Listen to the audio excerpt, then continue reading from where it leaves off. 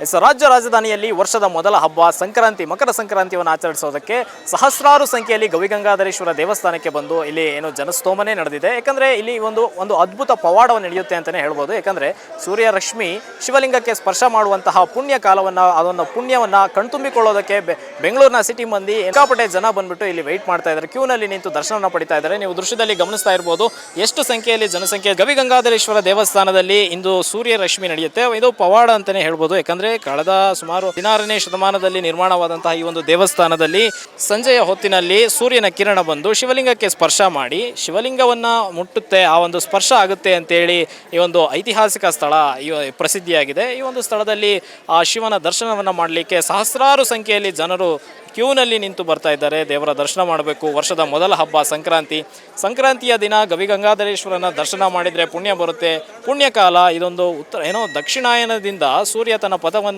ಪಥವನ್ನು ಉತ್ತರಾಯಣ ಕಡೆಗೆ ಬದಲಾಯಿಸುವಂತಹ ಪುಣ್ಯಕಾಲ ಅಂತಲೇ ಹೇಳ್ಬೋದು.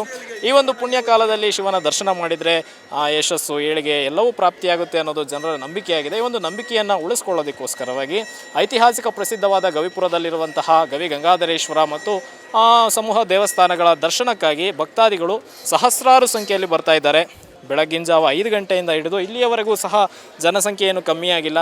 ಕ್ಯೂ ಹೆಚ್ಚಾಗ್ತಾನೆ ಹೋಗ್ತಾ ಇದೆ ಬಿಟ್ಟರೆ ಕಮ್ಮಿ ಮಾತ್ರ ಆಗ್ತಾ ಇಲ್ಲ. ಜನರು ದೇವರ ದರ್ಶನವನ್ನು ಪಡೆದು ಪುನೀತರಾಗ್ತಾ ಇದ್ದಾರೆ.